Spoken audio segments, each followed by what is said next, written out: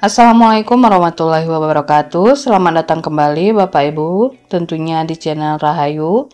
Yang baru bergabung silahkan di like dan di subscribe agar selalu mendapatkan update dari kami. Kali ini kita akan membahas prediksi soal P3K tahun 2024, khususnya untuk formasi guru, berdasarkan soal-soal yang telah muncul di tahap-tahap sebelumnya. Untuk Bapak Ibu yang sedang menyiapkan seleksi P3K, kami doakan semoga lulus dengan mudah serta mendapatkan nilai tertinggi dan menjadi ASN P3K tahun ini. Langsung saja Bapak Ibu, kita ke soal yang pertama. Menurut teori kognitif, ilmu pengetahuan dibangun dalam diri seseorang melalui proses interaksi yang berkesinambungan dengan A. Materi belajar, B. Guru, C. Teman belajar, D. Keluarga, E. Lingkungan. Jawaban yang tepat ialah E. Lingkungan. Kita bahas. Teori belajar kognitif adalah suatu kerangka teoritis yang berfokus pada bagian proses berpikir, pemahaman, dan memproses informasi berperan dalam pembelajaran. Teori ini menempatkan pikiran manusia sebagai pusat dari proses pembelajaran, sehingga mempengaruhi cara individu mempersepsi dan merespon lingkungan sekitar.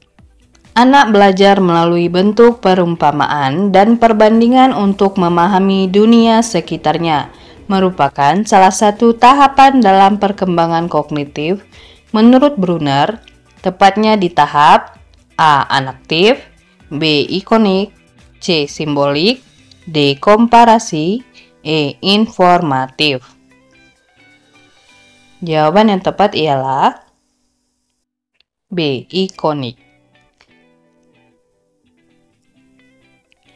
Brunner menyebutkan perkembangan kognitif seseorang terjadi melalui 3 tahap. Dari caranya melibatkan lingkungan yaitu tahap enaktif, yaitu seseorang melakukan aktivitas-aktivitas dalam upayanya untuk memahami lingkungan sekitarnya. Tahap ikonik, yaitu seseorang memahami objek-objek atau dunianya melalui gambar dan visualisasi verbal.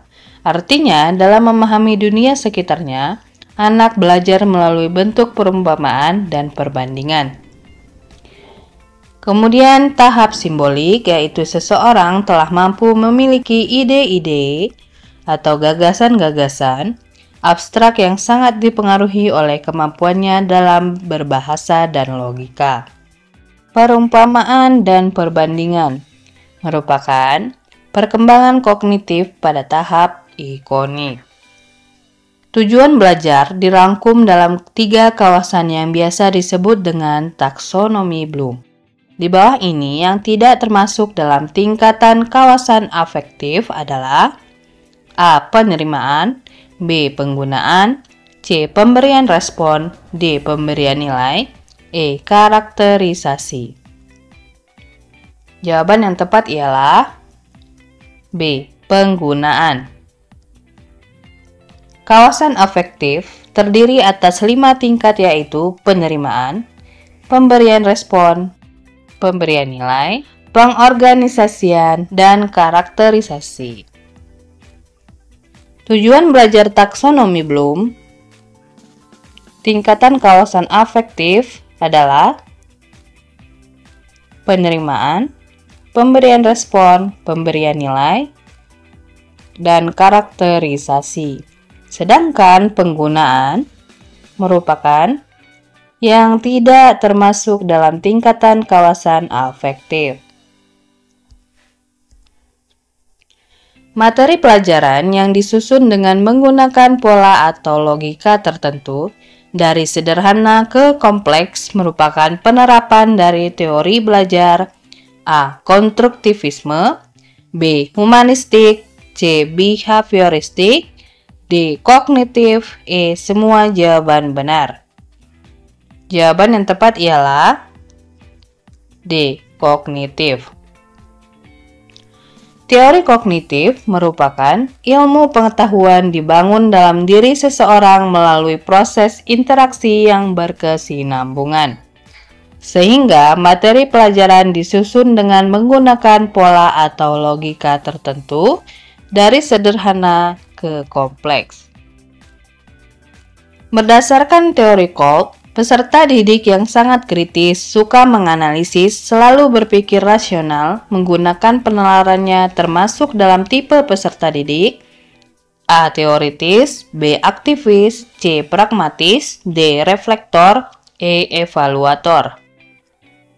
Jawaban yang tepat ialah A. Teoritis. Berdasarkan teori Kolb, peserta didik digolongkan menjadi 4 tipe. Yang pertama, tipe aktivis, yaitu peserta didik yang cenderung melibatkan diri dan berpartisipasi aktif pada berbagai kegiatan, dengan tujuan mendapatkan pengalaman-pengalaman baru. Kemudian, tipe reflektor. Tipe ini cenderung berhati-hati, mengambil langkah dan penuh pertimbangan. Peserta didik tipe teoris. Tipe ini biasanya sangat kritis, suka menganalisis, selalu berpikir rasional menggunakan penalarannya. Yang terakhir, peserta didik tipe pragmatis. Tipe ini menaruh perhatian besar terhadap aspek-aspek praktis dalam segala hal. Mereka tidak suka bertele-tele dalam membahas aspek teoritis, filosofis dari sesuatu. Peserta didik yang sangat kritis, suka menganalisis, selalu berpikir rasional, menggunakan penalarannya, termasuk pada tipe teoris.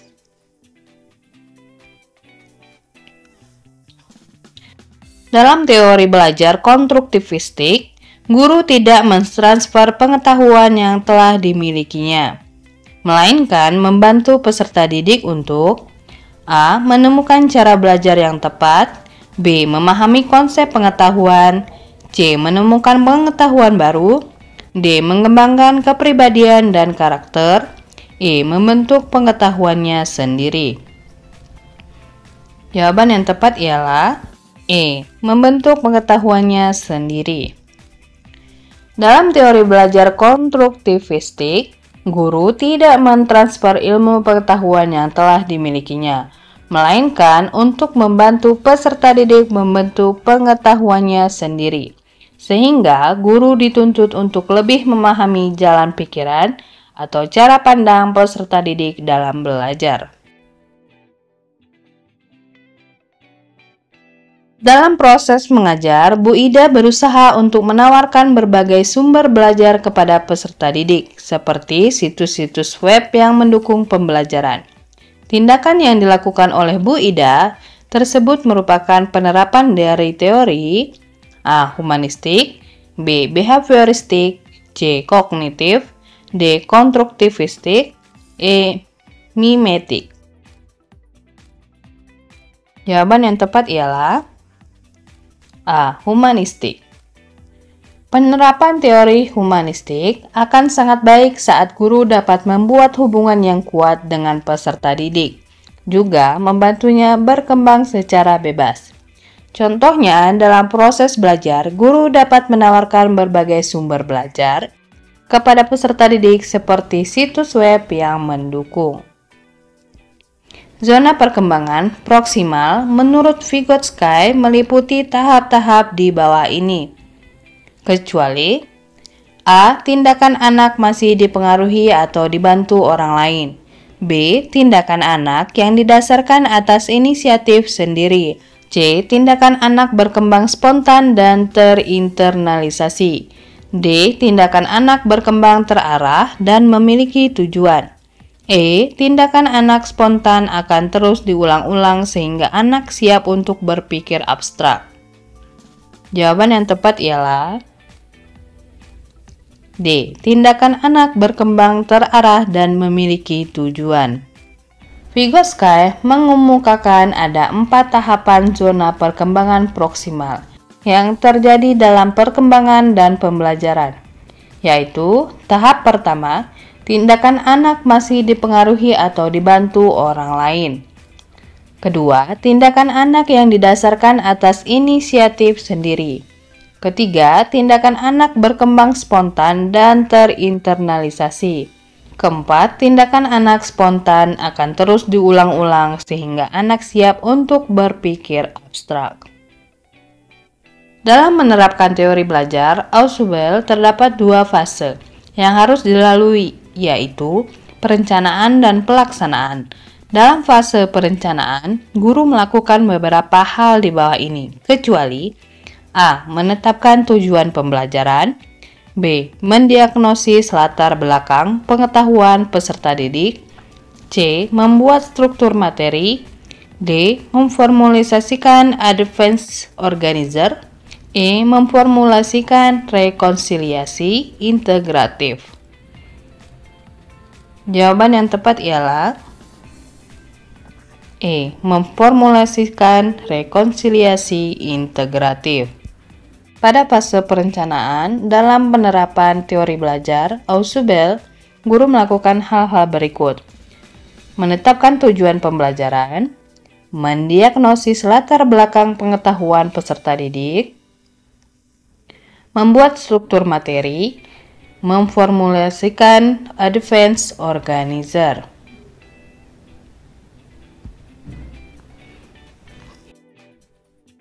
Proses belajar akan berjalan dengan baik dan kreatif jika guru memberi kesempatan kepada peserta didik untuk menemukan suatu aturan melalui contoh-contoh yang menggambarkan aturan yang menjadi sumbernya. Pertanyaan tersebut merupakan teori belajar dari A. Thorndike, B. Piaget, C. Brunner, D. Ausubel, E. Dorman. Jawaban yang tepat ialah C. Brunner. Jerome Brunner merupakan tokoh teori kognitif yang mengembangkan teori free discovery learning.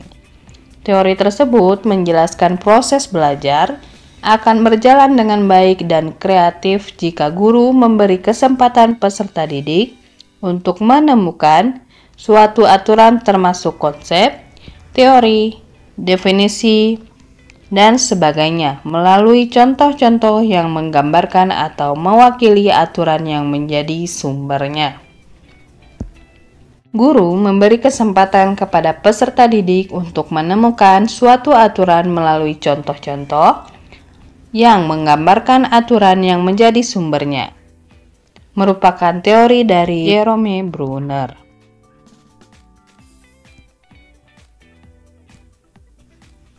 Demikian saja Bapak Ibu prediksi soal P3K kali ini. Jika ada yang kurang tepat, boleh dikoreksi pada kolom komentar. Semoga ada manfaatnya. Kurang dan lebihnya kami mohon maaf. Billahi taufiq wal hidayah. Wassalamualaikum warahmatullahi wabarakatuh.